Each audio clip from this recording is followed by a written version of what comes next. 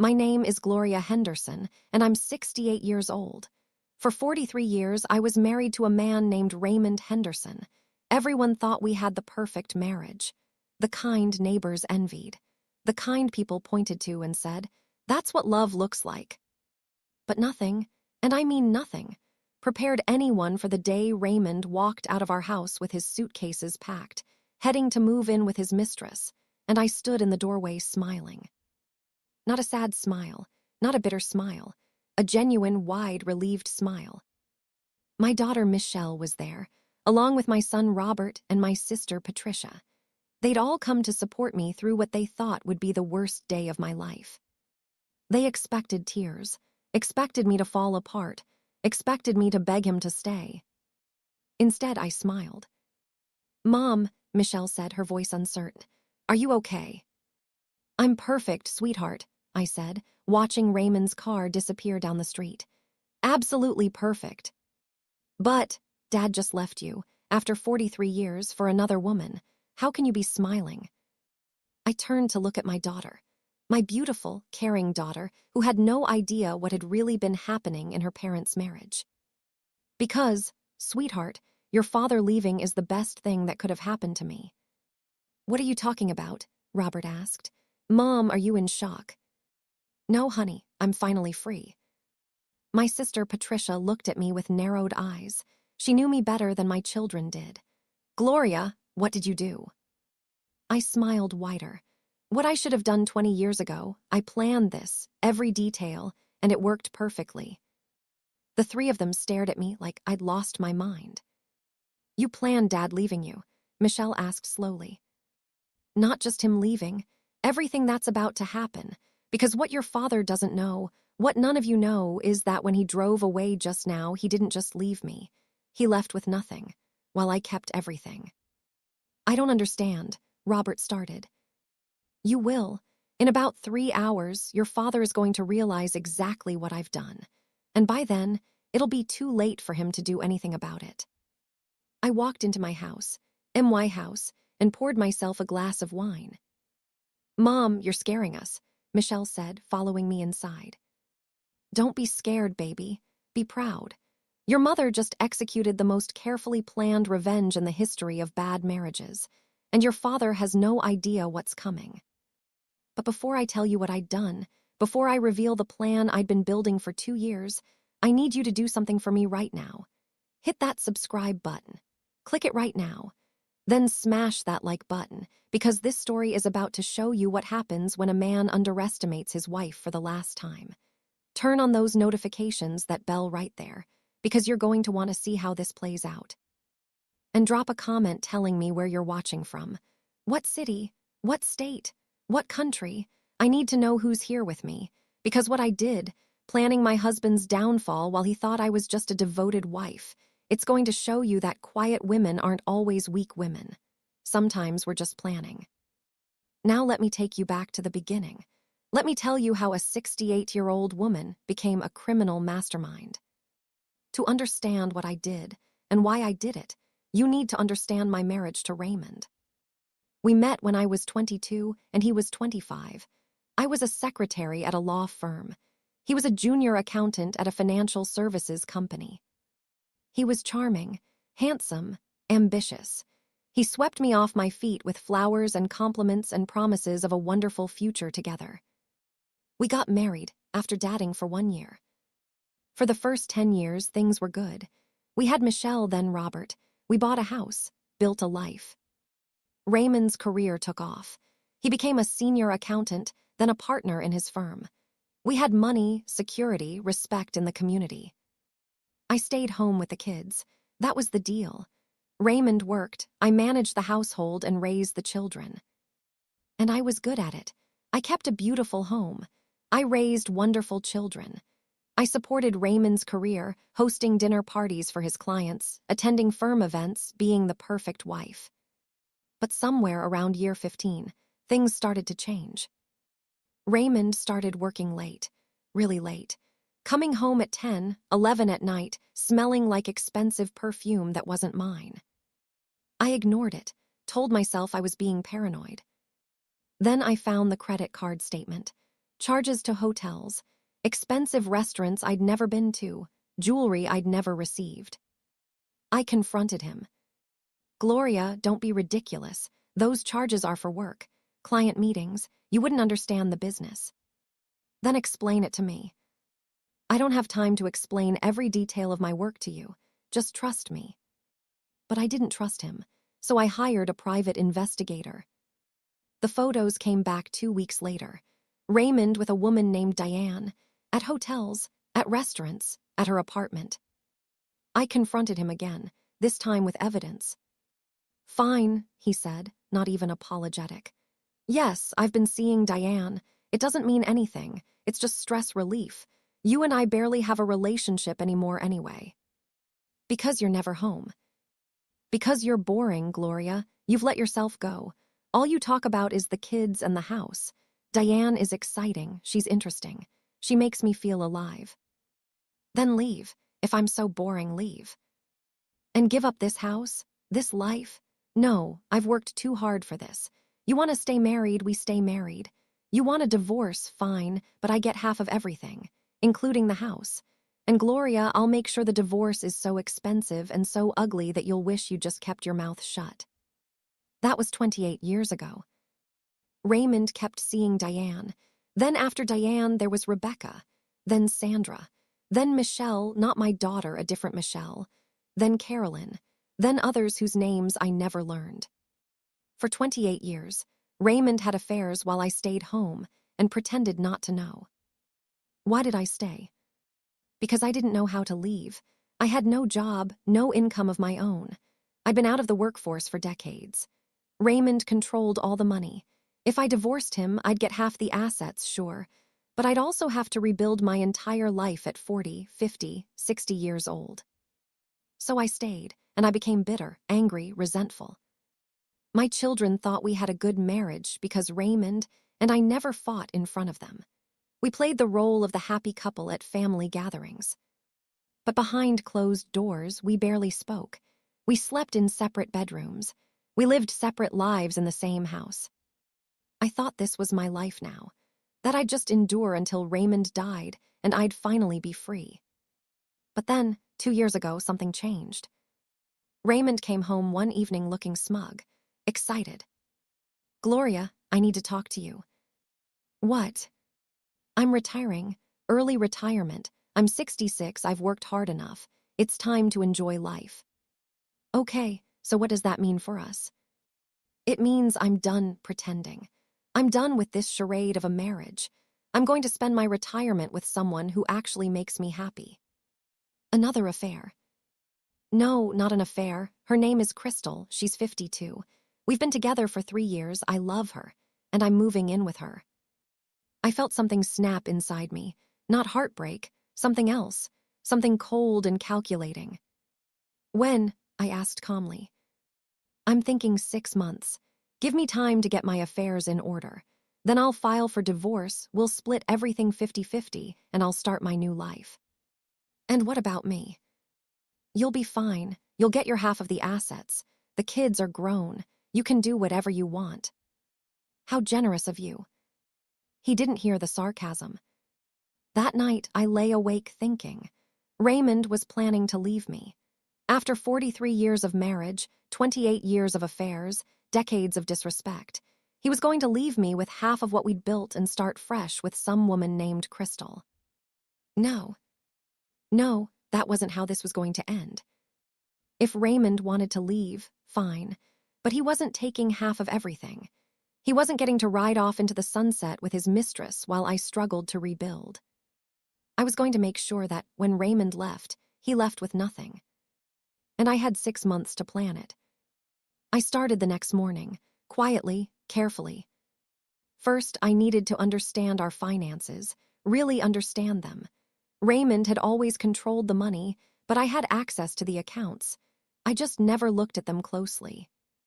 I spent weeks going through bank statements, investment accounts, retirement funds, making spreadsheets, understanding where every dollar was. We were worth about $2.8 million. The house was paid off, worth about $800,000. We had $1.2 million in retirement accounts. another $600,000 in investments, $200,000 in savings. Half of that would be $1.4 million. Enough for me to live on, sure, but not enough. Not after what Raymond had put me through. I wanted it all. But how? I couldn't just steal it. That would be illegal. I couldn't hide it. Forensic accountants would find it in a divorce. I needed to make it disappear legally, in a way that would stand up in court, in a way that Raymond couldn't fight.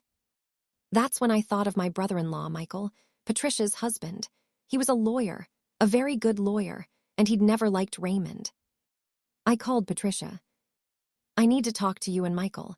Privately, it's important. We met at a coffee shop far from my neighborhood. What's going on, Gloria? Patricia asked. Raymond is leaving me, in 6 months, for another woman. He's planning to take half of everything. Oh, honey, I'm so sorry. Don't be sorry. Be ready to help me destroy him. Michael raised his eyebrows. I'm listening. I want everything. The house, the money, all of it. And I want Raymond to walk away with nothing but the clothes on his back. That's ambitious and probably illegal. Then help me make it legal. You're a lawyer. There has to be a way. Michael thought for a long moment. There might be, but it would require perfect timing, perfect execution. And Gloria, if we do this, there's no going back. You'd be declaring war. I've been at war for 28 years. He just didn't know it. Okay then, let's plan. For the next 6 months, Michael and I built the perfect trap. Step 1, document everything. I hired a private investigator to follow Raymond and Crystal. Get photos, videos, evidence of the affair. Not for divorce proceedings, for something else. Step 2, protect the assets. Michael helped me create a trust, legally, with Raymond's signature. He thought he was signing tax documents. He didn't read them carefully. He never did when it came to boring paperwork. The trust put our house in my name only. Legally, irrevocably. Step 3, empty the accounts. This was the risky part. Slowly, over 6 months, I moved money from our joint accounts into accounts in my name only. Not all at once. Just $10,000 here, $15,000 there. Small enough that Raymond wouldn't notice. Large enough that over 6 months, it added up to over $400,000. Step 4, the retirement accounts. Those were harder, but Michael found a loophole. If I claimed financial hardship, specifically medical expenses, I could withdraw from the retirement accounts penalty-free. So I created medical expenses, procedures I didn't actually have, bills from clinics that Michael's lawyer friends helped set up, all legal, all documented, all fake. I withdrew $300,000 from the retirement accounts over 6 months. Step 5, the business. Raymond's accounting firm. He was a partner, which meant he owned a share of the business, worth about $400,000. I couldn't touch that, but I could make sure that when he left the marriage, he'd lose it. Michael helped me anonymously report Raymond's firm to the state licensing board for ethics violations. Real violations. Things Raymond had actually done over the years, cooking books for clients, hiding income, skirting regulations. We waited until 3 weeks before Raymond planned to leave me. Then the licensing board opened an investigation. Raymond panicked. The firm forced him out to protect themselves. He lost his partnership, lost his $400,000 stake. He assumed it was just bad luck, bad timing. It wasn't. Step 6, the final transfer. 1 week before Raymond planned to move out, I transferred the remaining money from our accounts, everything, into accounts he didn't know about. By the time Raymond was ready to leave, I had moved or secured $2.6 million of our $2.8 million in assets. The only thing left was about $200,000 he had in a personal account I couldn't touch. But I wasn't done yet. The day Raymond moved out, today, I had one final move. While he was packing his things, Crystal called him. I could hear her screaming through the phone. What did you do, Raymond? What the hell did you do? Raymond's face went white. What are you talking about? The house, the money, it's all gone. Everything we planned, it's gone. What? That's impossible. Check your accounts, check everything. It's gone, Raymond. She took it all. Raymond pulled out his phone, started checking accounts. His face went from white to red to purple. This can't be right, Gloria. I walked out of the kitchen, calm as could be. Yes, dear. Where's the money? Where's all our money? You mean my money? Our money. From our accounts, it's gone. Oh, that money. I moved it, months ago, into accounts in my name with the help of a very good lawyer. You can't do that. That's theft. No, dear. It's asset protection. Completely legal. The house is in my name. You signed the trust documents yourself 6 months ago. The money is in accounts I legally control. The retirement funds were withdrawn for medical expenses, all documented and legal. You have no claim to any of it. I'll sue you. I'll take you to court. With what money, Raymond? You have about $200,000 left. That's it. Legal fees for a case like this. You'd spend all of it and still lose, because everything I did was legal. You can check with your lawyer. Oh, wait, you can't afford one now. He lunged at me. My son Robert stepped between us. Don't even think about it, Dad. Raymond looked at our children, standing there supporting me. You all knew about this. No, Michelle said, but I'm glad she did it. I'm glad she finally stood up to you. After everything I've done for this family. After everything you did to this family, I corrected. 28 years of affairs, Raymond. 28 years of disrespect and lies. Did you really think I'd just let you walk away and start fresh while I got leftovers? Crystal won't want me now, not without money. Then I guess you'll find out if she really loves you, or if she just loved your wallet. Raymond stared at me, rage and disbelief warring on his face. Then he grabbed his suitcases and walked out. And I smiled. That's when Michelle asked if I was okay, when Robert asked if I was in shock. When I told them I'd planned it all. Now, 3 hours after Raymond left, we were all sitting in my living room in my house, and I was explaining everything. Mom, Michelle trailed off. Brilliant, I suggested. Ruthless, justified. All of the above. I can't believe you pulled this off, Robert said, a hint of admiration in his voice. Patricia was grinning. I told Michael you had it in you. He bet me you'd back out halfway through. I just won $500. Wait, Michelle said. You knew, Aunt Patricia, you knew. Michael and I helped plan it. Your mother is a criminal mastermind. I'm so proud. But isn't this illegal? Robert asked nervously. Nope, I said. Everything I did was legal. Unethical maybe, sneaky definitely, but legal. I have documentation for everything. The trust transfer, the account movements, the medical expenses, all of it. The medical expenses were fake, though. The bills were real. The procedures were scheduled and then canceled at the last minute due to improvement in condition. The money was withdrawn legally for legitimate medical concerns. That I didn't end up needing the procedures isn't fraud. It's good health.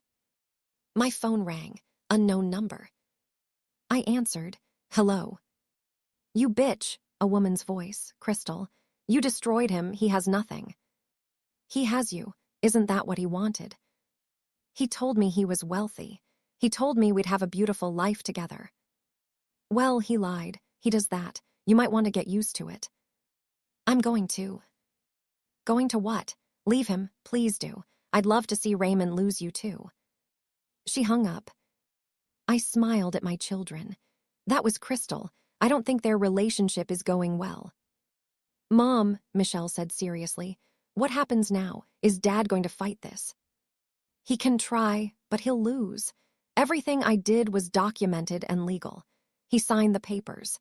He didn't notice the money moving because he never paid attention to our finances beyond making sure his personal account was funded. He played himself.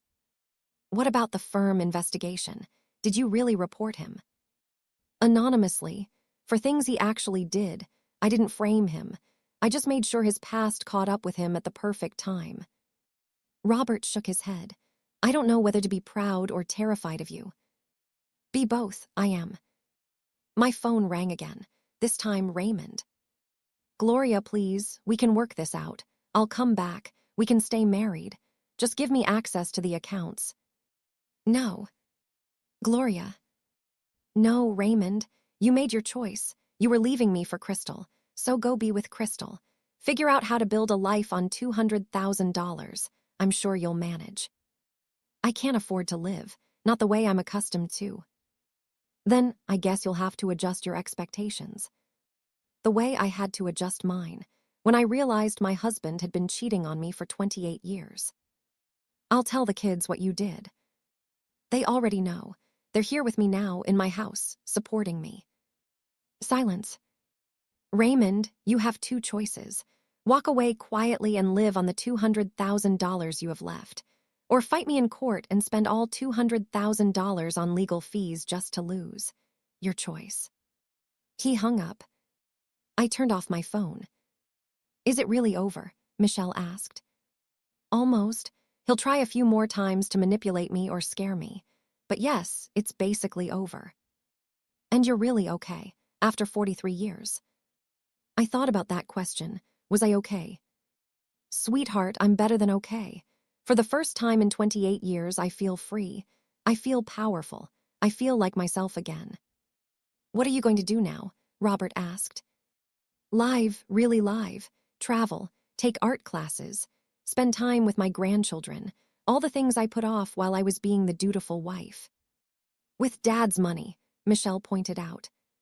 With our money, money I helped build, money I earned by managing his household, raising his children, supporting his career for 43 years. I earned every penny.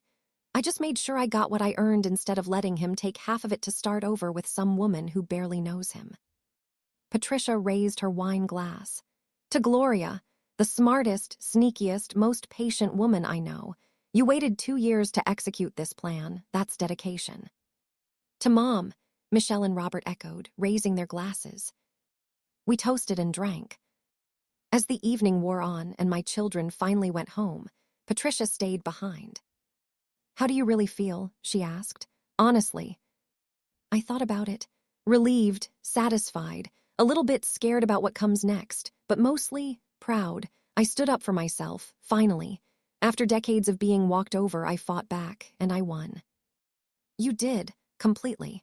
Raymond has no idea what hit him. Good. He deserves to be confused and hurt and broke, the way he made me feel for years. Gloria, I have to ask, do you feel guilty at all? No, not even a little bit. Is that wrong? Not wrong, just human. Raymond made his choices.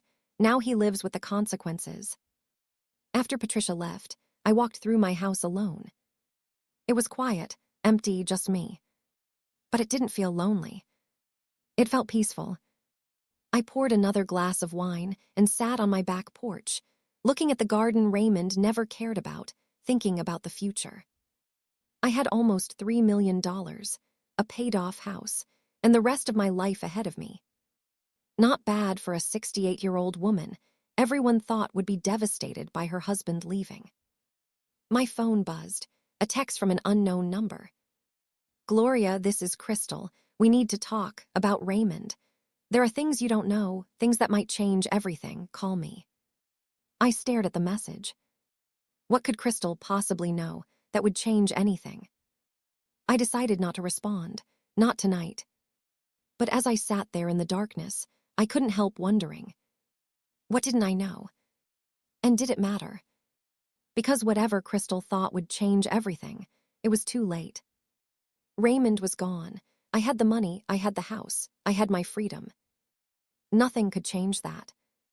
Right.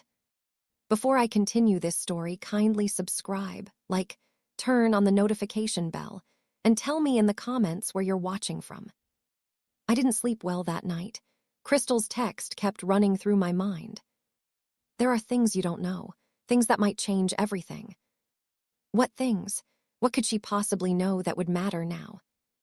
At 7 a.m., I made coffee and sat at my kitchen table, staring at my phone. Finally, I called her back. She answered on the first ring. Gloria, thank you for calling. What do you want, Crystal? To talk, in person. There are things about Raymond you need to know, things he's been hiding from both of us. I don't care what Raymond has been hiding. He's your problem now. It's about the money, Gloria. The money he claims you took. It's not actually his money. And if you don't give it back, you're going to be in serious legal trouble.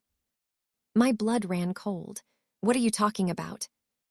Meet me, today, 1 hour. There's a coffee shop on Baker Street called the Daily Grind. I'll explain everything. She hung up before I could respond. I sat there, my heart pounding. What did she mean the money wasn't Raymond's? Of course it was his money, our money, earned over 43 years of his career. Unless. No, that was impossible. But I had to know. An hour later, I walked into the Daily Grind. Crystal was already there, sitting at a corner table. She was younger than I expected, early 50s, blonde, well-dressed, pretty in a generic way. She looked up as I approached. Gloria, thank you for coming. I'm here, start talking. She pushed a folder across the table. Open it. Inside were bank statements, but not from accounts I recognized. What am I looking at? Raymond's secret accounts. Accounts he never told you about. Accounts worth about $4.2 million. I felt dizzy. That's impossible. I went through all our accounts I would have found. These aren't in his name. They're in the name of a shell company, Henderson Financial Consulting. Raymond set it up 15 years ago. He's been funneling money into it ever since. Why would he do that? Because he's been planning to leave you for over a decade. He wanted to make sure that when he finally left, he'd have money hidden away that you couldn't touch in a divorce. I stared at the statements. They showed regular deposits going back 15 years. Hundreds of thousands of dollars, growing into millions. How do you know about this? Because Raymond told me, 6 months ago when we started planning his retirement together. He showed me the accounts, said this was our nest egg, the money we'd use to start our new life. So what's the problem? If he has $4.2 million hidden, why does he care about the $2.6 million I took? Because of what you did to him. You took all the visible money, all the money in the accounts everyone knew about. And when Raymond's accounting firm investigated him and forced him out, they froze all his assets pending the investigation, including the Henderson Financial Consulting accounts. They're frozen. Completely, Raymond can't touch them, and the investigation is looking into where that money came from. Gloria, I think Raymond embezzled it, from his firm, from clients. I don't think it's legitimately his. I sat back, my mind reeling. You're telling me Raymond has been embezzling money for 15 years? Yes, and here's the thing, if the investigation proves it, he's going to prison.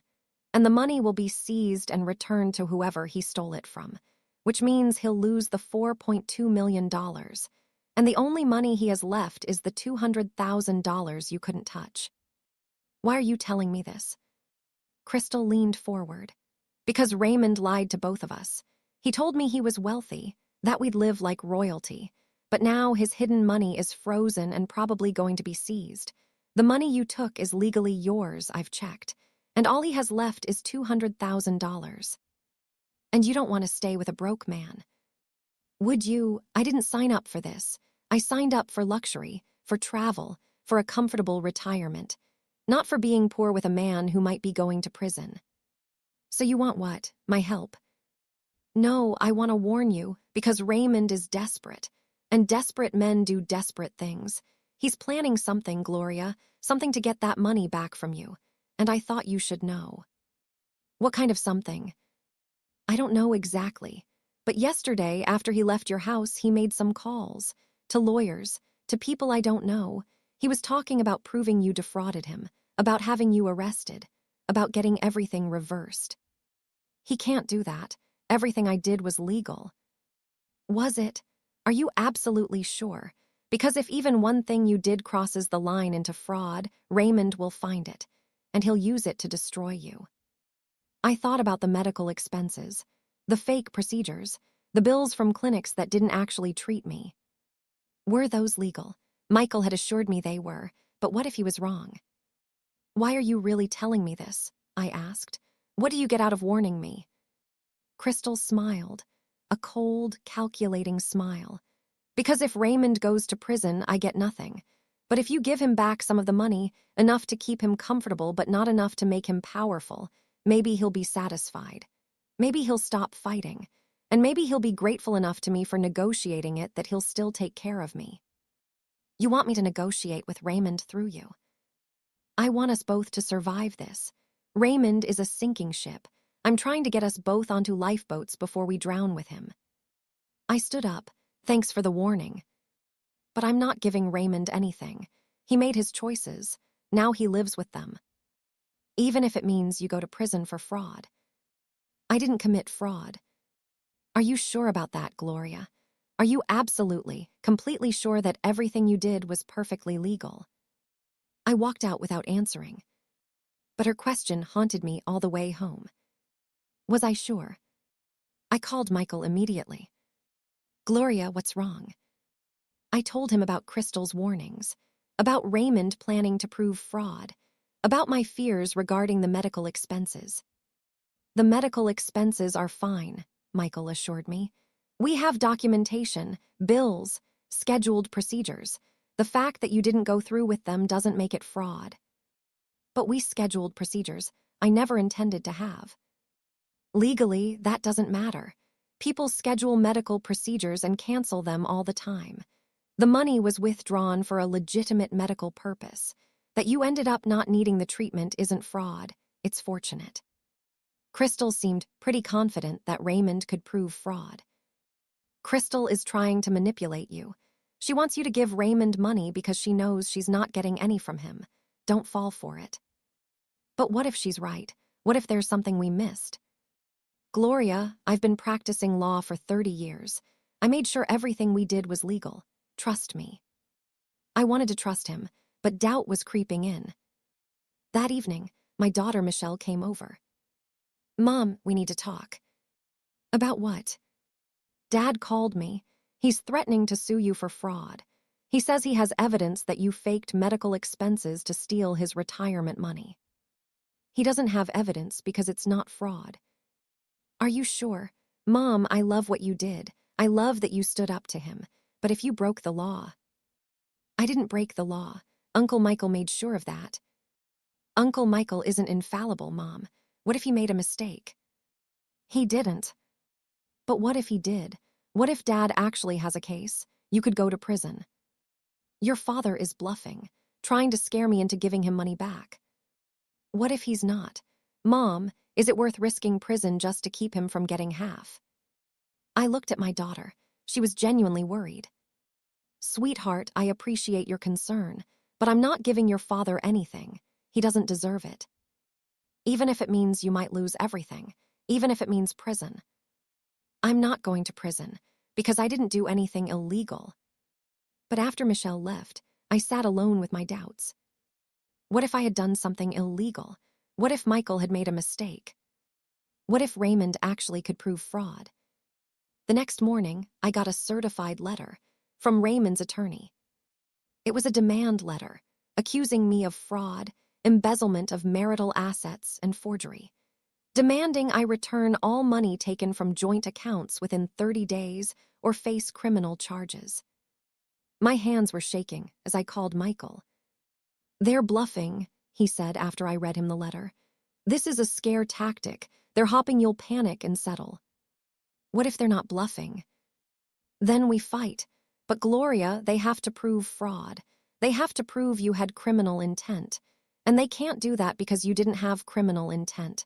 Everything you did with proper legal guidance." "From you?" "Yes, from me. And I stand by every decision we made." "Michael, if this goes wrong, I could lose everything. The house, the money, my freedom." "It won't go wrong, trust me." But I was having a hard time trusting anyone. That afternoon, I did something I probably shouldn't have done. I called Raymond. "Gloria, finally ready to be reasonable. I got your lawyer's letter." "Good, then you know I'm serious. Give me back my money or I'll have you arrested for fraud." "You don't have proof of fraud." Don't I, Gloria, those medical expenses you claimed? I called the clinics. The procedures were scheduled and canceled within days. You never intended to have them. That's fraud. Clear, provable fraud. People cancel medical procedures all the time.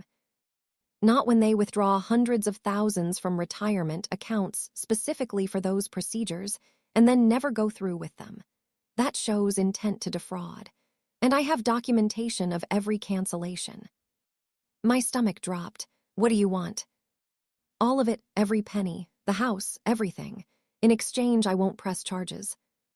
That's insane. I'll never agree to that. Then enjoy prison, because I'm filing criminal charges tomorrow. And Gloria, I've already talked to the district attorney. They're very interested in your case. He hung up. I sat there, panic rising. He'd talked to the DA. Was that even true? I called Michael again. He's still bluffing. The DA wouldn't take a case like this without investigating first. Raymond can't just call them up and have you arrested. But what if he's telling the truth? What if they are investigating? Then we deal with it. But Gloria, you need to calm down. You're letting Raymond get in your head. That's what he wants. He wants you panicking and making mistakes. I'm already panicking. Then stop. Take a breath. Remember why you did this. Remember what Raymond put you through. Don't let him win by making you afraid. That night, I couldn't eat, couldn't sleep, just kept thinking about prison, about losing everything, about how my plan to get revenge had possibly turned into a disaster. At 3 a.m., my phone rang. Unknown number. Hello. Mrs. Henderson? This is Detective Sarah Chen with the Financial Crimes Unit. I need you to come to the station tomorrow at 10 a.m. to answer some questions regarding allegations of retirement fund fraud. My heart stopped. I have an attorney. Bring your attorney. But Mrs. Henderson, you need to come in. If you don't, I'll have to issue a warrant for your arrest. She hung up. This was really happening. Raymond had actually filed criminal charges. And the police were investigating. I called Michael at 3 a.m. Gloria, what's wrong?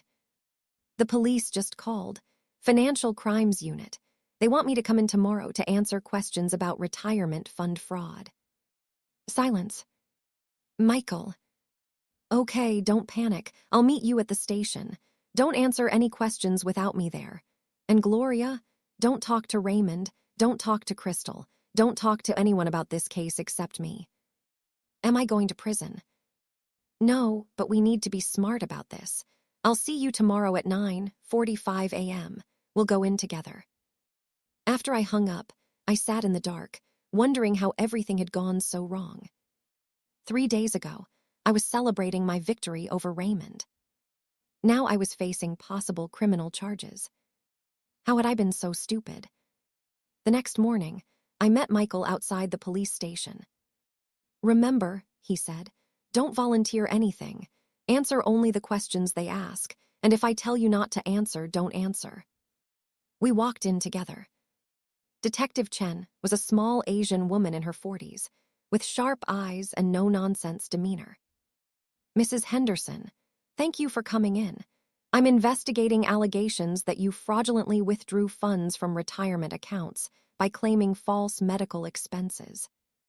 My client did not commit fraud, Michael said immediately. Any withdrawals were made legally for legitimate medical purposes. That's what we're here to determine. Mrs. Henderson, you withdrew $300,000 from retirement accounts over a 6-month period, claiming medical hardship. Is that correct? Yes. And what were these medical expenses for? I looked at Michael. He nodded. I had several procedures scheduled, tests, treatments for various conditions. What conditions? I'd prefer not to discuss my medical history. Mrs. Henderson, you're claiming medical hardship. I need to know what the hardship was. I listed the fake conditions Michael and I had created. Heart issues, potential cancer screenings, joint replacements. Detective Chen took notes. And which of these procedures did you actually have? None of them. My conditions improved and the procedures became unnecessary. All of them. Every single procedure you scheduled became unnecessary. Yes, that's quite a coincidence. My client's good health is not evidence of fraud, Michael interjected. Maybe not, but the timing is interesting.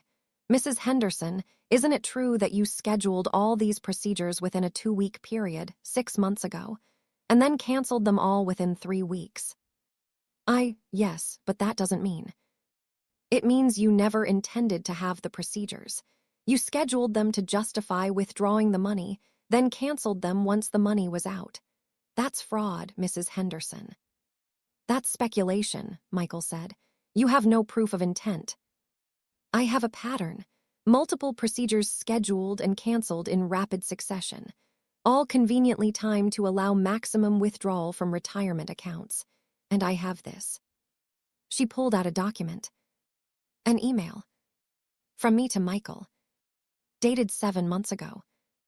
Michael, I need to withdraw as much as possible from the retirement accounts without penalty. What's the best way to do this? Can we claim medical expenses even if I don't actually have the procedures? My blood turned to ice. I'd sent that email. I'd forgotten about it. Mrs. Henderson, this email clearly shows intent to defraud. You explicitly asked your attorney how to claim medical expenses for procedures you didn't intend to have. That's fraud. Michael's face had gone pale. That email is taken out of context. Is it? Because it seems pretty clear to me. Mrs. Henderson knew exactly what she was doing, and now she's going to face the consequences.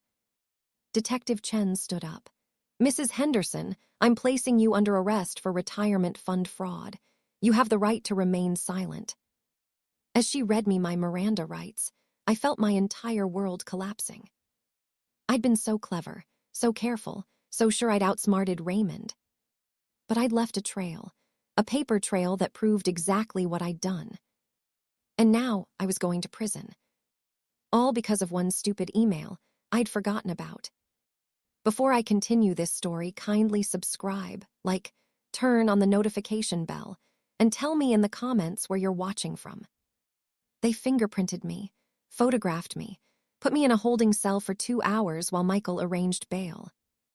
I sat on a cold metal bench, staring at gray walls, thinking about how spectacularly my plan had backfired. I'd wanted to destroy Raymond. Instead, I destroyed myself. When Michael finally got me released on $50,000 bail, we sat in his car in the police station parking lot. That email, he said quietly. Gloria, why didn't you tell me you'd sent something like that? I forgot. It was 7 months ago, I didn't think. You asked me, in writing, how to commit fraud. That's not something you forget. I know, I'm sorry, I screwed up. Yes, you did. And now we have a serious problem. That email shows intent. It shows premeditation. It's exactly what the prosecution needs to prove fraud beyond a reasonable doubt.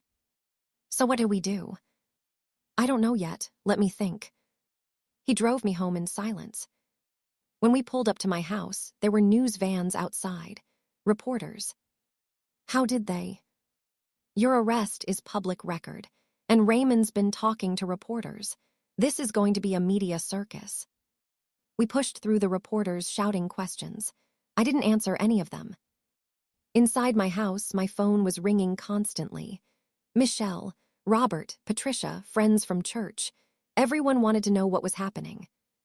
I turned off my phone and sat in the dark. Everything I'd worked for, everything I'd planned, it was all falling apart. The next morning, my arrest was front-page news. Scorned wife arrested for fraud. Woman steals millions from husband, faces prison. Revenge gone wrong, the Gloria Henderson story. My picture was everywhere, my mugshot, looking old and scared and guilty. Michelle came over crying. Mom, everyone's talking about it. My friends, my coworkers. They're saying terrible things, that you're a criminal, that you stole from Dad. I did steal from your father. That's exactly what I did. But he deserved it, after what he did to you. That doesn't make it legal, sweetheart. I broke the law, and now I'm paying for it. What's going to happen? I don't know. Prison, probably. Michael says with that email as evidence, it's almost impossible to win at trial. Can't you make a deal? Give Dad back the money in exchange for dropping the charges. He doesn't want a deal. He wants me in prison. He wants to destroy me the way I tried to destroy him. Robert came by later that day. He was angry. Mom, Dad's on TV, doing interviews. He's making himself out to be the victim, the poor husband whose wife stole everything. He's not mentioning the affairs, the mistresses, any of it, just that you committed fraud and deserve prison. He's right, I do deserve prison. No, he deserves prison, for what he did to you, to this family. What he did was awful, but it wasn't illegal. What I did was both. That evening, Michael called. I talked to the prosecutor. They're offering a deal. What kind of deal? You plead guilty to 1 count of retirement fund fraud. You return all the money you took, the full $2.6 million. You serve 18 months in prison, and you're on probation for 5 years after release. 18 months. It's better than the 7 years you'd get if convicted at trial. But I'd lose everything. The money, the house, everything I fought for. Yes, but you'd only lose 18 months of your life instead of 7 years. I thought about it. 18 months in prison, at 68 years old.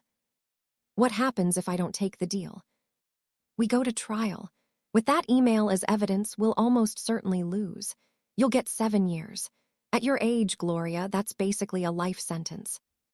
So my choices are lose everything and do 18 months, or lose everything and do 7 years. Yes. Those are terrible choices. They are, but they're the only choices you have. I hung up and sat in the dark again. How had I been so stupid? How had I thought I could outsmart everyone and get away with it? My phone rang. Patricia. Gloria, I just heard about the deal. Don't take it. Why not? It's better than 7 years. Because there's something you don't know. Something Michael doesn't know. Something that changes everything. What are you talking about? Meet me, tonight, at that coffee shop on Baker Street. The same one where you met Crystal. I'll explain everything. Patricia, I'm exhausted. I can't. This is important. It could save you from prison. Please, Gloria, trust me. An hour later, I was sitting across from my sister in the daily grind. She pushed a folder across the table, just like Crystal had done days earlier. What is this? Open it. Inside were financial documents, bank statements, transfer records. What am I looking at? Raymond's embezzlement. The $4.2 million Crystal told you about. I've been investigating it for the past 3 days. Gloria, it's worse than she said. How could it be worse? Because Raymond didn't just embezzle from his firm. He embezzled from you, from your joint accounts, for 15 years. I stared at the documents. I don't understand. Remember how I helped you go through your finances 6 months ago? How we calculated you had about $2.8 million total? Yes. That should have been over $5 million. Raymond was siphoning money from your joint accounts into his secret shell company. About $200,000 a year for 15 years. Money that should have been yours in a divorce. Money he stole and hid. But why would he do that? He already controlled all the money. Because he was planning to divorce you eventually. And he wanted to make sure when he did, there'd be less in the marital assets to split. He'd get half of $2.8 million one, $4 million, plus his hidden $4.2 million. Total of $5.6 million, while you'd only get $1.4 million. My head was spinning. So when I took $2.6 million from our accounts, I wasn't actually stealing from him. I was taking back what was partially mine anyway. Exactly. Or at least that's the argument we can make. Gloria, if we can prove Raymond embezzled from the marital estate, your fraud charge looks different. You weren't stealing his money. You were recovering stolen marital assets. Will that defense work? I don't know, but it's better than nothing. And Gloria, there's more. I found evidence that Raymond knew about your plan, that he knew you were moving money months before he left. That's impossible. If he knew, he would have stopped me. He couldn't stop you without exposing his own hidden accounts. So he let you take the money from the joint accounts, planning to report you for fraud later. He set you up, Gloria. He let you commit fraud so he could have you arrested and get all the money back. I felt sick. He planned this. Yes, look at this email. From Raymond to his attorney, dated 4 months ago. She showed me a printout. Once Gloria moves the money, we'll have her on fraud. Let her think she's won. Then we press charges and get it all back. I stared at the email. How did you get this? I have friends, people who owe me favors, people who can access email servers when motivated. Don't ask for details. This is illegally obtained evidence. Maybe, but it shows Raymond's intent. It shows he set you up. Gloria, you're not the only criminal here. Raymond is too. Will this help my case? I think so, but you need a different lawyer. Someone who specializes in criminal defense. Michael's great for civil law, but this is criminal court. You need a fighter. I can't afford a new lawyer. All my money is tied up in the case. I'll pay for it. I've already contacted someone. Her name is Rebecca Torres. She's one of the best criminal defense attorneys in the state, and she wants to take your case. Why would she want my case? Because she hates men who manipulate the system to destroy their wives. She's representing you pro bono, as a favor to me. Patricia, I can't let you. You can and you will. Rebecca is meeting us here in 10 minutes. We're going to plan your defense. And Gloria, we're going to win. 10 minutes later, Rebecca Torres walked in. She was in her early 40s, sharply dressed, with intense dark eyes and the energy of a person who didn't accept defeat. Gloria Henderson, I've been following your case. Your husband is a piece of work. That's one way to put it. I've reviewed the evidence Patricia gave me. The email showing Raymond's setup, the documents showing his embezzlement. And I've reviewed the prosecution's evidence against you, including that damaging email you sent Michael. Can you help me? Yes, but not in the way you're thinking. We're not going to fight the fraud charge directly. Then how? We're going to destroy Raymond. Completely. By the time I'm done, he won't just drop the charges against you. He'll be facing charges himself. I don't understand. Rebecca smiled. A shark's smile. Raymond embezzled $4.2 million. Those accounts are currently frozen pending investigation of his accounting firm. But the investigation has been focused on his firm's clients. Nobody's been looking at where that money actually came from. You think it came from somewhere illegal. I know it did. I've had a forensic accountant review the shell company records Patricia obtained. That money came from multiple sources, some from clients he was embezzling from, but about $2 million came from somewhere else. And I think I know where. She pulled out more documents. Raymond's firm handled accounts for several nonprofits, charities, organizations serving vulnerable populations, and over the past 15 years, money has been disappearing from those accounts. About $2 million total. Guess where it ended up? In Raymond's shell company. Exactly. Raymond didn't just steal from his firm and from you. He stole from charities, from organizations helping homeless people, domestic violence victims, children in poverty. He stole from the most vulnerable people in society to fund his retirement with his mistress. I felt nauseated. That's evil. Yes, it is. And it's also highly illegal. Federal offense illegal. If we can prove it, Raymond's looking at 10 to 15 years in federal prison. Can we prove it? Working on it. My investigator is tracing the money flows now. But Gloria, here's where it gets interesting for you. If Raymond is facing federal charges for embezzling from nonprofits, he's not going to have time or resources to prosecute you for fraud. And if you cooperate with federal investigators, provide information about Raymond's finances, testify about what you know, they might be willing to drop or reduce your charges in exchange. You want me to flip on Raymond? I want you to tell the truth about what Raymond's been doing, about his hidden accounts, about everything. And in exchange, the feds might give you immunity. Might.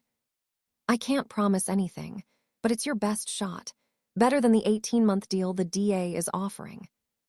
I thought about it. Raymond had set me up. Let me commit fraud so he could have me arrested. He'd been embezzling for 15 years, stealing from charities. Why should I protect him? Okay, I'll do it. What do you need from me? Everything you know about Raymond's finances, every account, every transfer, every conversation you overheard, everything. For the next 2 hours, I talked. Rebecca recorded everything. When we were done, she smiled. This is good, really good. I'm meeting with federal prosecutors tomorrow. I think they're going to be very interested in what you have to say. And what about my fraud charge? I'm going to ask them to give you immunity in exchange for your cooperation against Raymond. No promises, but I think they'll go for it. Why would they do that? I committed fraud. Because your fraud involved retirement accounts and fake medical bills. That's small potatoes compared to Raymond embezzling millions from charities. The feds want big cases. Cases that make headlines. Cases that show they're protecting vulnerable populations. Your case is personal drama. Raymond's case is a federal crime against society's most vulnerable. They'll trade you for him in a heartbeat. After the meeting, Patricia drove me home. Do you really think this will work? I asked. I think Rebecca knows what she's doing. She's gotten immunity deals for worse people than you. I can't believe Raymond stole from charities, from homeless shelters and women's organizations. How could he do that? Because he's a narcissist who only cares about himself. He's been showing you who he is for 28 years, Gloria. Now everyone else is about to see it too. That night, I slept better than I had in days. Not because my problems were solved, but because for the first time since my arrest, I had hope. The next afternoon, Rebecca called. I met with the federal prosecutors. They're very interested in Raymond, very interested, and they're willing to make a deal with you. What kind of deal? Full immunity from state charges in exchange for your complete cooperation in the federal case against Raymond. You testify, you provide documents, you do whatever they need. And my fraud charge just goes away. Yes, the state DA isn't happy about it, but the feds have jurisdiction. If they want you as a cooperating witness, the state has to back off. What about the money? Do I have to return it? That's where it gets complicated. The feds are going to seize Raymond's $4.2 million in hidden accounts. They're also going to look at the $2.6 million you took. But here's the thing, that money came from accounts Raymond had been embezzling into. So technically, you took stolen money. So I have to give it back. Probably, but not to Raymond, to his victims, the charities he stole from, the clients he defrauded. The money will be divided among them as restitution. So I end up with nothing. Not nothing. You keep the house. That transfer was legal and separate from the fraud. You keep your personal savings that weren't part of the retirement accounts. You'll have maybe $400,000 when this is all over. Not the $2.6 million you were hopping for, but better than 18 months in prison. I thought about it. $400,000 and my freedom versus $2.6 million and prison. I'll take it. What do I have to do? Sign the cooperation agreement, meet with federal agents, tell them everything. And Gloria, when this goes public, Raymond is going to come after you, verbally, legally, every way he can. You need to be prepared for that. I'm ready. After what he did to me, after what he did to those charities, I'm ready to watch him burn. 2 days later, federal agents raided Raymond's apartment. They arrested him for embezzlement, wire fraud, and theft from nonprofit organizations. The news was everywhere. Respected accountant, arrested for stealing from charities. Millions stolen from organizations helping the homeless. Husband who claimed wife stole from him was actually the thief. I watched the coverage from my living room, watched Raymond being led out of his apartment in handcuffs, watched Crystal crying on camera about how she'd been deceived. My phone rang. Michelle. Mom, did you see? Dad's been arrested. I saw. How did this happen? How did they find out? I told them. I cooperated with federal investigators. Gave them everything I knew about your father's finances. You turned Dad in. He turned himself in when he decided to steal from homeless shelters and domestic violence organizations. I just helped the authorities connect the dots. Mom, I don't know what to say. You don't have to say anything, sweetheart. Your father made his choices. Now he faces the consequences. What about your charges? Your fraud case? Dropped. I got immunity in exchange for cooperating against your father. So you're free. Yes, I'm free. After Michelle hung up, I sat in silence. Raymond was facing 15 years in federal prison. I was facing nothing. I'd won. Not the way I'd planned. I hadn't ended up with millions of dollars and complete victory. But I'd ended up with my freedom, my house, and the satisfaction of knowing Raymond would finally pay for his crimes.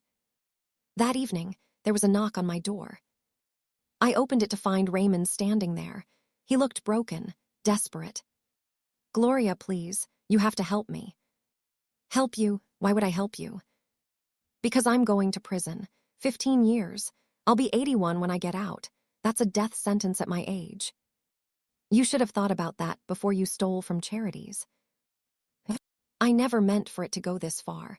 I just needed some extra money. You stole $2 million from organizations helping homeless people and abuse victims. You didn't need that money. You wanted it. For yourself. For your mistresses. For your selfish, empty life. Please, Gloria, tell the prosecutors it was a mistake, that I didn't understand what I was doing. You're an accountant, Raymond. You knew exactly what you were doing. Then at least visit me, when I'm in prison. Don't let me die alone in there. The way you left me alone for 28 years while you had affair after affair. The way you planned to leave me with nothing. The way you set me up to be arrested for fraud. His face hardened. So this is revenge? You're really going to let me rot in prison? I'm not letting you do anything. You did this to yourself. I just told the truth, something you've never been able to do. I hate you. Good. Now you know how I've felt for the past 28 years. He left. I closed the door. And I smiled. The same smile I'd smiled when he first left with his suitcases. The smile everyone thought was shock or grief. But it wasn't. It was satisfaction. Because I'd known, even then, that Raymond was about to lose everything. I just hadn't known how it would happen. But it had happened, better than I'd planned. Raymond lost his money, his freedom, and his future. While I kept my house, my freedom, and my dignity. Not a bad ending for a woman everyone thought would just cry and accept her fate. 3 months after Raymond's arrest, I sat in a federal courtroom watching him be sentenced. The judge was a stern woman in her 60s named Judge Patricia Morrison. She'd reviewed all the evidence, heard from the charities Raymond had stolen from, listened to testimony from homeless shelter directors and domestic violence counselors who'd had to cut programs because funds were missing. Mr. Henderson, Judge Morrison said, looking down at Raymond with barely concealed disgust, you stole from the most vulnerable members of our society. You took money meant to feed the homeless, shelter abuse victims, and protect children. You did this not out of desperation, but out of greed, to fund a lavish lifestyle and multiple affairs. Raymond stood there, head bowed, his attorney beside him. The prosecution is recommending 15 years, but given the severity of your crimes, the number of victims, and your complete lack of remorse, I'm sentencing you to 20 years in federal prison, followed by 10 years of supervised release. You will also pay full restitution to every organization and individual you stole from, approximately $6.4 million including interest and penalties. Raymond's legs buckled. His attorney caught him. 20 years, Raymond whispered. I'll be 86, I'll die in prison. That's a consequence of your choices, Mr. Henderson. Court is adjourned. As they led Raymond away, he looked back at me sitting in the gallery. The hatred in his eyes was pure and absolute. But I didn't look away. I met his gaze calmly. Because this wasn't my fault, this was his. Outside the courtroom, reporters swarmed. Mrs. Henderson, how do you feel about your husband's sentence? Mrs. Henderson, do you have any sympathy for him? Mrs. Henderson, will you visit him in prison? Rebecca stepped forward. Mrs. Henderson has no comment at this time. She's simply relieved that justice has been served and that the victims of her ex-husband's crimes will receive restitution. We pushed through to Rebecca's car. 20 years, I said once we were safely inside. I wasn't expecting that. Judge Morrison doesn't play around with crimes against charities. She takes it personally. Her sister runs a women's shelter that was one of Raymond's victims. Will he really serve all 20 years? Probably not. With good behavior, maybe 15. But at his age, even 15 is essentially a life sentence. Good. Rebecca looked at me. You really don't feel any guilt, any sympathy for him. Should I? He stole from homeless people. He set me up to take the fall for fraud. He had affairs for 28 years. He was planning to leave me with nothing while he rode off into the sunset with Crystal. Why should I feel sympathy? Because he's still the father of your children, still someone you spent 43 years with. And every one of those years, he was lying to me, using me, planning to discard me. No, Rebecca, I don't feel sympathy, I feel vindicated. Over the next few weeks, my life slowly returned to normal, or what passed for normal now. The media attention died down. Reporters stopped calling. My fraud charges were officially dismissed. I was free. The $2.6 million I'd taken was seized by the federal government and distributed to Raymond's victims. I kept the house and my remaining savings, about $380,000 total. Not the fortune I'd hoped for, but enough to live comfortably. Michelle and Robert struggled with their father's imprisonment. Michelle visited him once, came home crying, and never went back. He's bitter, she told me. He blames everyone but himself. He blames you, the prosecutors, his attorneys, even Crystal for abandoning him. Of course he does. Raymond has never taken responsibility for anything in his life. He asked me to convince you to help with his appeal. That's not happening. I told him that. He called me an ungrateful daughter. I'm sorry, sweetheart. I know this is hard. It is, but Mom, I'm proud of you for standing up to him, for exposing what he did. Those charities are getting their money back because of you. I didn't do it for them. I did it to save myself. Maybe that's how it started, but the result is the same. You did the right thing. Robert had a harder time. He'd always idolized his father. Learning Raymond was a criminal who stole from the vulnerable shattered him. I don't know who my father is anymore, he told me one evening over dinner. He's the same man he's always been. You're just seeing him clearly now. All those times he lectured me about integrity, about honesty, about being a good man, it was all lies. Not all lies. Robert, your father genuinely wanted you to be better than him. That's the tragedy. He knew he was a bad person. He just couldn't stop himself from being bad. Do you think he ever really loved us? You, me and Michelle. I think he loved the idea of us, the perfect family that made him look good, but love the actual people we are. I don't know, I hope so, but I honestly don't know. 6 months after the sentencing, I got a letter from Raymond, from prison. I almost threw it away without reading it, but curiosity won. Gloria. I'm writing this from FCI Butner, where I'll spend the next 15 to 20 years. My cellmate is a drug dealer named Marcus who snores. The food is terrible. The guards are indifferent. This is my life now. I've had a lot of time to think about what I did, about the choices I made, about how I ended up here. And I've realized something. This is your fault. If you hadn't stolen my money, I never would have reported you for fraud. If I hadn't reported you, you wouldn't have cooperated with the feds. If you hadn't cooperated, they never would have investigated my finances. So everything that happened, my arrest, my conviction, my imprisonment, it all stems from your decision to steal from me. You destroyed my life, Gloria, out of pettiness, out of revenge, out of inability to accept that our marriage was over. I hope you're happy. I hope the house and your precious $380,000 are worth knowing you sent your husband to prison for 20 years. I hope you can live with yourself. I'll never forgive you, not in this life or the next. I hope you suffer the way I'm suffering. Raymond. I read the letter twice. Then I did something I hadn't done in months. I laughed. Not a bitter laugh, a genuine from-the-belly laugh. Because Raymond still didn't get it. After everything, after all the evidence and testimony and consequences, he still thought he was the victim. He still couldn't see that he'd destroyed his own life. I wrote back, Raymond, I received your letter. Thank you for the entertainment. It's been a while since something made me laugh that hard. You say this is my fault. Let me correct that misunderstanding. You stole from charities. That's why you're in prison.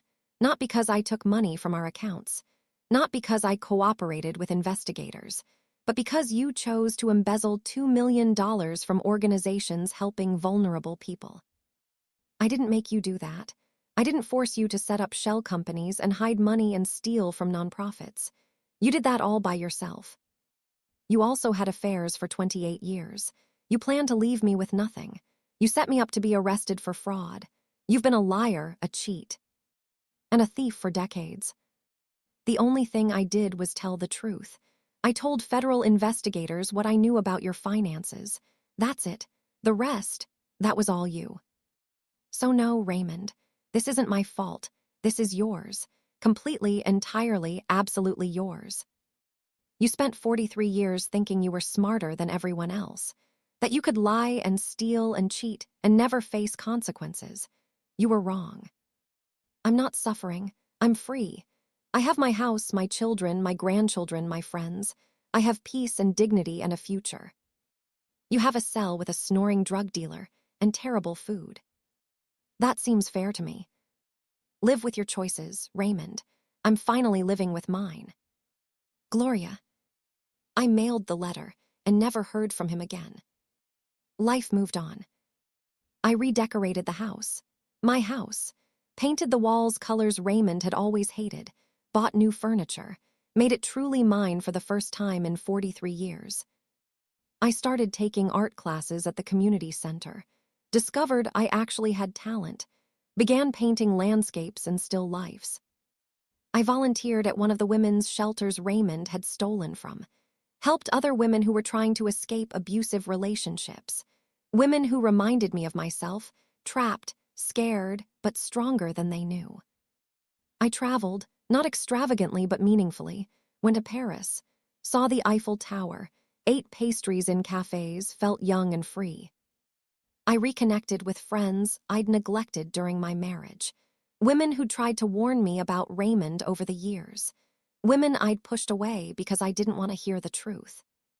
I dated, just casually, nothing serious, but it was nice to be taken to dinner by men who actually listened when I talked, who treated me with respect, who saw me as a person, not a convenience. My children watch me transform, with a mixture of awe and confusion. Mom, you're different, Michelle said one day when I showed her my latest painting. How so? Lighter, happier, more yourself. I am myself. For the first time in decades, I'm actually myself. I'm glad, even though how we got here was complicated. Life is complicated, sweetheart. The important thing is where we end up, not how we got there. 1 year after Raymond's sentencing, I was invited to speak at a fundraiser for domestic violence organizations. They wanted me to tell my story, not the fraud and embezzlement parts, the personal part, the 43 years of marriage to a man who had affairs, the feeling of being trapped, the eventual escape. I almost said no. I didn't want to be defined by Raymond for the rest of my life. But then I thought about the women at the shelter I volunteered at, women who needed to hear that escape was possible, that life after abuse existed. So I said yes. The fundraiser was at a hotel ballroom. 300 people attended, mostly women, but some men too. When it was my turn to speak, I walked to the podium and looked out at the crowd. My name is Gloria Henderson, I began, and I spent 43 years married to a man who didn't respect me. I told my story. Not all of it. Some things were too personal, too painful. But enough. I talked about the affairs, the lies, the feeling of being invisible in my own marriage. I talked about finally standing up for myself, about planning to take back what was mine. I talked about how it backfired, how I almost went to prison. And I talked about how, in the end, telling the truth saved me while Raymond's lies destroyed him. I'm not going to stand here and tell you I'm a hero, I said. I'm not. I committed fraud. I broke the law out of anger and revenge. Those weren't my finest moments. But I will tell you this, I survived. I survived 43 years of emotional abuse. I survived my own mistakes. I survived the legal system, and I came out the other side free. If you're in a situation where you feel trapped, where you feel invisible, where you feel like you don't matter, I want you to know something. You do matter. Your voice matters. Your freedom matters. And it's never too late to claim it. I was 68 years old when I finally left my husband. 68. And people told me I was too old to start over, that I should just endure until he died. But I didn't endure, I fought. I made mistakes while fighting, yes, but I fought. And now, at 69 years old, I'm living the best years of my life. It's never too late, remember that. It's never ever too late. The applause was thunderous. Several women were crying. After the speech, dozens of people came up to talk to me, to thank me, to share their own stories. An elderly woman in her 70s grabbed my hand. I've been married for 51 years.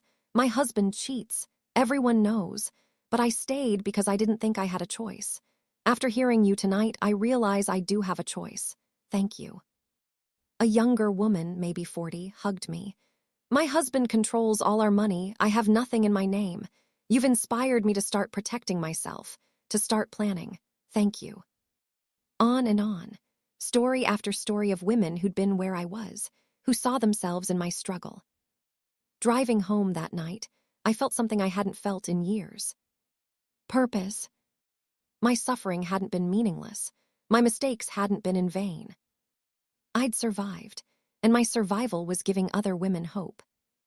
That was worth something. 2 years after Raymond went to prison, Michelle got divorced from her husband of 15 years. She moved in with me temporarily while she figured out her next steps. One evening, we were sitting on the back porch, drinking wine, watching the sunset. Mom, can I ask you something? Of course. When Dad left that day, when he walked out with his suitcases to move in with Crystal, you smiled. Everyone was worried about you, but you smiled. Why? I thought about that day, about standing in the doorway, watching Raymond's car disappear. I smiled because I knew it was the beginning of the end. Not the end of my life, like everyone thought, but the end of his control over me. But you didn't know yet that he'd be arrested. You didn't know about the federal investigation. You just knew he was leaving you. True, but Michelle, I'd been planning for 2 years. I'd moved money, secured assets, built my case. Whether Raymond got arrested or not, whether I got away with the fraud or not, I knew one thing for certain. I was finally free of him. And that was worth smiling about. That was worth celebrating. Because freedom, even when you don't know what comes next, is better than captivity. I think I understand now why you did what you did, why you took the risks. Do you? Because for a while I thought you hated me for it, for exposing Dad, for cooperating with the feds. I was confused, angry. I just learned my father was a criminal who stole from charities, that my whole childhood was built on lies and stolen money. It was a lot to process. And now I see that you were protecting yourself the only way you knew how. And I see that Dad destroyed himself. You just told the truth. The consequences were his to bear, not yours. Thank you for understanding. Mom, one more question. Yes. Do you regret it? Any of it? The marriage, the years you stayed, the way it ended? I thought about that question, really thought about it. I regret staying as long as I did. I regret not leaving after the first affair, or the 5th, or the 10th. I regret wasting 28 years of my life on a man who didn't value me. But But I don't regret the fighting back. I don't regret standing up for myself, even though I did it imperfectly. And I don't regret where I ended up. Free, strong, finally myself. That's a good place to end up. Yes, it is. 5 years after Raymond's imprisonment, I received a letter from the federal prison. Not from Raymond, from the warden. Raymond had died, heart attack in his sleep. He was 71 years old. The letter asked if I wanted his remains, if I wanted to arrange a funeral. I called Michelle and Robert and told them. "What do you want to do, Mom?" Michelle asked. "I don't know. He's your father. What do you want to do?" They decided on a small, private service. Just the 3 of us, their spouses, and a few of Raymond's old colleagues who still remembered him before the scandal. We buried him in a modest plot.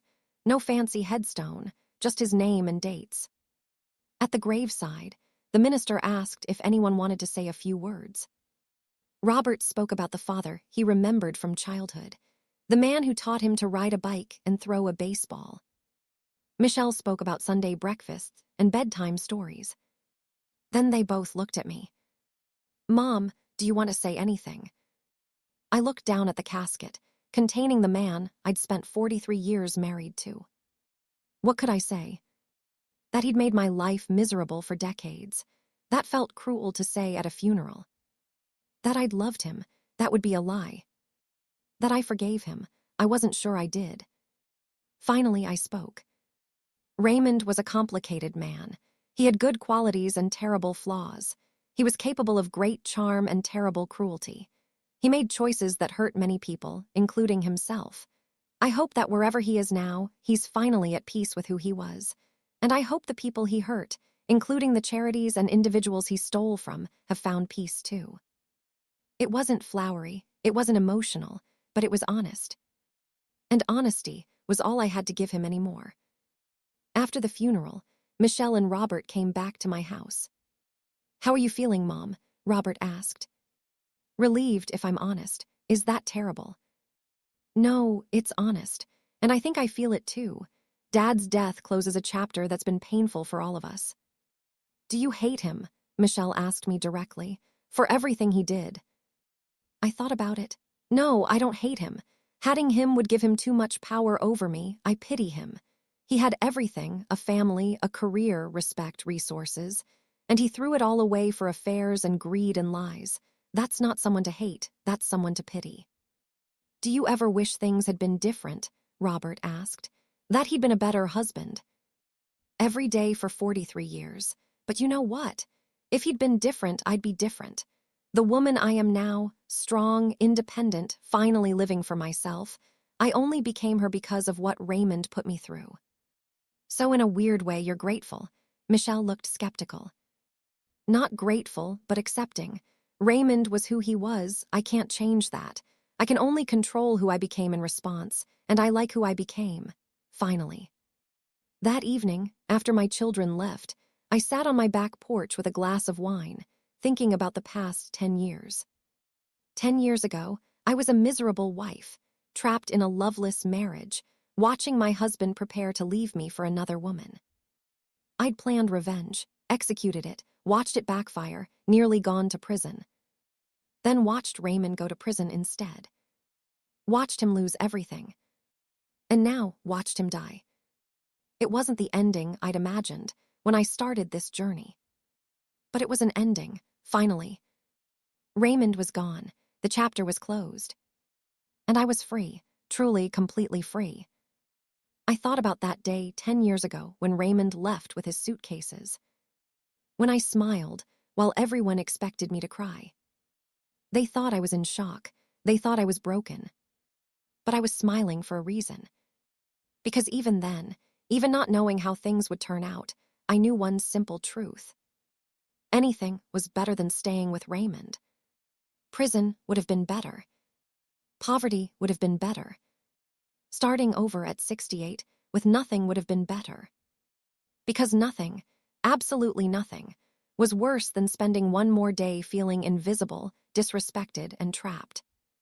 I'd chosen freedom, imperfectly, messily, illegally at first, legally in the end.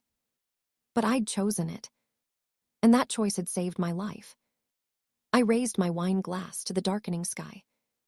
To freedom, I said aloud. To standing up, to fighting back, to surviving, to living. I drank. And I smiled. The same smile I'd smiled 10 years ago. The smile that confused everyone. But I knew what it meant. It meant I won. Not the way I'd planned, not the way anyone expected. But I won. I got my life back. And that was worth more than all the money Raymond ever stole. Worth more than revenge. Worth more than anything. I was free. Finally. Completely. Forever. If this story touched you, please subscribe, like, and turn on the notification bell for more emotional stories like this. Tell me in the comments where you're watching from. Somewhere out there, I might be reading.